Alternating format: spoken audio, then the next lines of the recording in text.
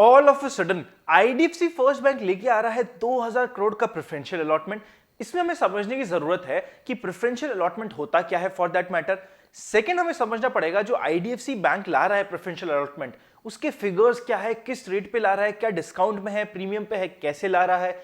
Next हमें समझना पड़ेगा अचानक से आईडीएफसी ला रहा है प्रेफरेंशियल अलॉटमेंट, रिलायंस ला रहा है राइट इशू, ऐसे ही सब लोग कुछ ना कुछ रेस कर रहे हैं फंड्स, इसके पीछे का कारण क्या है। और फाइनली क्या हमें इस प्रेफरेंशियल अलॉटमेंट के बेसिस पे हमारी पोजीशन में कुछ आईडीएफसी बैंक में चेंज करना चाहिए, क्या हमें बाय करना चाहिए, सेल करना चाहिए। आज के दिन इन्वेस्टर्स को और ट्रेडर्स को क्या करना चाहिए आईडीएफसी फर्स्ट बैंक में, जानेंगे इन सभी पॉइंट्स के बारे में आज के इस वीडियो में। मेरा नाम है Anant Ladda, CFA CA CFP LLB, और आप सभी का स्वागत है आप ही के चैनल पे जिसका नाम है इन्वेस्ट आज फॉर कल। अगर आप में से कोई भी अभी तक टेलीग्राम पे नहीं जुड़ा है, जल्दी से जाके जुड़ जाइएगा। एक बहुत बड़ी कम्युनिटी हमारी टेलीग्राम पे बनते जा रही है। इंस्टाग्राम और लिंक्डइन और ट्विटर, इस जगह भी जुड़ना मत भूलिएगा, स्पेशली इंस्टाग्राम और ट्विटर, इधर बहुत लेटेस्ट रेगुलर अपडेट्स आते हैं, तो वहां पे जुड़ना मत भूलिएगा। चलिए शुरू करते हैं आज का डिस्कशन।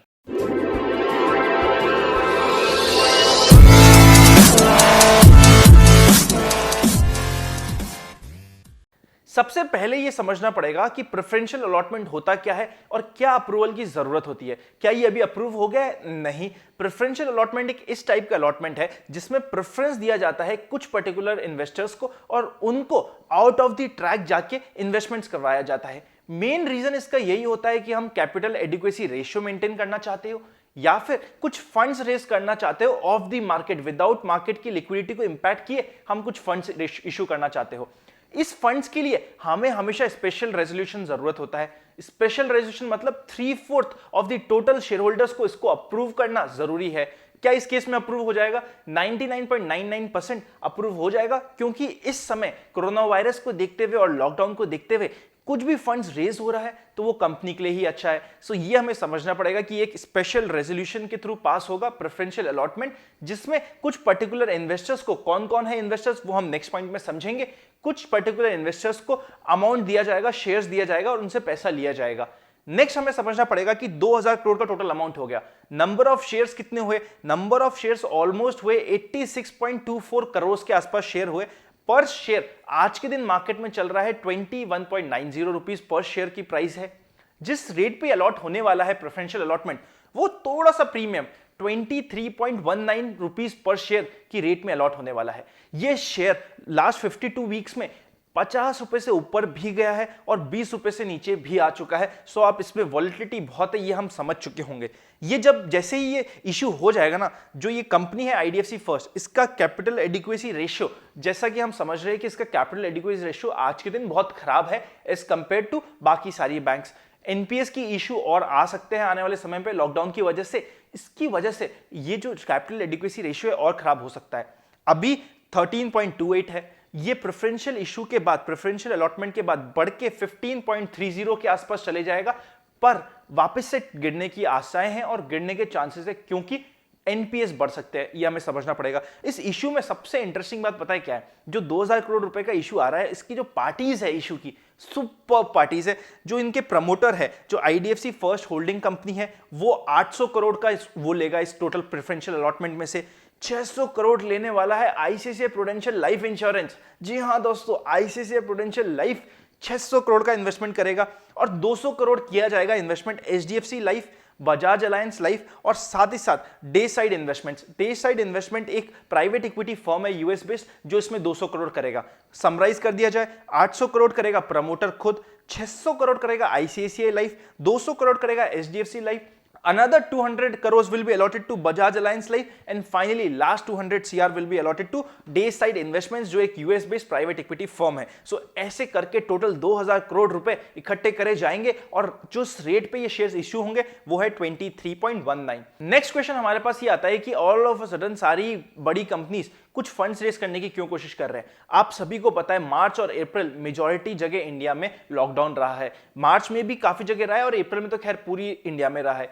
मई में भी उम्मीद है कि बहुत सारी जगह फुल लॉकडाउन में और कर्फ्यू में रहने वाली है, इसीलिए बिजनेस इंपैक्ट होगा। अगले 2-3 महीने तक बिजनेस इंपैक्ट होगा, फिर रेनी सीजन आ जाएगा, उस समय वापस से एनी विच वेज बिजनेस थोड़ा सा स्लो रहता है। सो मतलब यहां से देखा जाए तो सीधा दिवाली पे नया बिजनेस आने की उम्मीद है और रिकवरी की उम्मीद है। इन सभी चीजों को ध्यान में रखते हुए सारी बड़ी कंपनीज कोशिश कर रही है जितना फंड्स रेज कर सके जितना उनकी बैलेंस शीट के लिए, जितना उनकी कंपनी के लिए अच्छा है। इसीलिए सारी कंपनीज यहां पे फंड्स रेज कर रही है। जो भी कंपनी आज के दिन फंड रेज करने की कोशिश कर रही है उनका एक बहुत ही अच्छा फेथ रखना चाहिए हमें और एक बहुत ही अच्छा डिसीजन मानना चाहिए इस फंड रेजिंग को।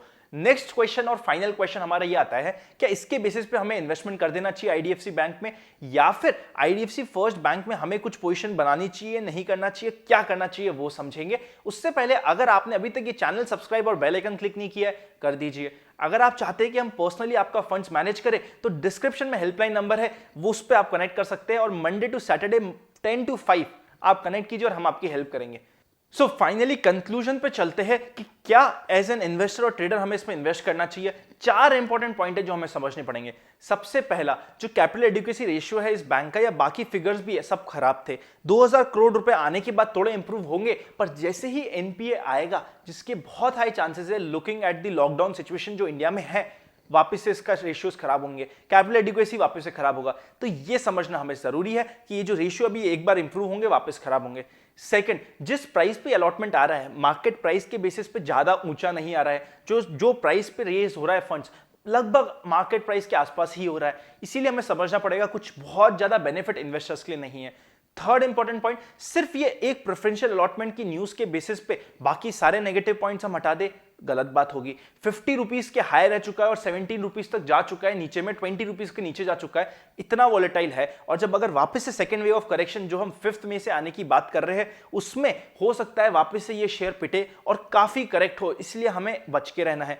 Fourth and most important, IDFC first bank से कंपैरिजन में बाकी बैंक्स अवेलेबल है जो इससे अच्छी बुक्स है और अच्छी बैलेंस शीट्स है। तो इस शेयर को हमें अवॉइड करना चाहिए और सिर्फ इस न्यूज के बेसिस पे इन्वेस्टमेंट नहीं करना चाहिए। मेरा पर्सनल सजेशन ये होगा, फाइनल डिसीजन जैसा कि आप सभी जानते हो this is only for educational purpose, हम सिर्फ आपको एजुकेशन देना चाहते हैं हमारे वीडियोस के थ्रू। फाइनल डिसीजन आपका रहेगा। This is my view. मेरे अकॉर्डिंग अभी आईडीएफसी फर्स्ट बैंक में सिर्फ एक छोटी सी न्यूज के बेसिस पे इन्वेस्टमेंट करना बहुत बड़ा ट्रैप हो सकता है। सेकेंड वेव ऑफ करेक्शन जो हम बात कर रहे हैं वो 5th में से आने की हम टाइम एंड अगेन बोलते गए हैं, 5th में आने वाला है। सो वी फील 5th में नहीं तो 10th में, 5th से 10th में के बीच में सेकेंड वेव ऑफ करेक्शन आनी चाहिए, इसलिए हमें बच के रहना है और अभी इसमें इन्वेस्ट नहीं करना है। आई होप आपको इस वीडियो में मजा आया होगा। अगर मजा आया तो इस वीडियो को शेयर कीजिए। अगर जैसे ही आप वीडियो शेयर करते हैं ना आपका प्यार हम तक पहुंचता है। और मेक श्योर कीजिए कि जितने भी आपके दोस्त, एटलीस्ट 5 दोस्तों तक और 5 ग्रुप्स में आप इस वीडियो को शेयर कीजिए ताकि हमारी बात ज्यादा लोगों तक पहुंच सके।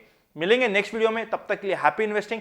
घर पे रहिए, स्वस्थ रहिए और अपनी तबीयत का फुल ध्यान रखिए। और कमेंट में हमसे रिप्लाई और हमसे कम्युनिकेशन करते रहिए। कमेंट करना मत भूलिएगा। सी यू वेरी सून।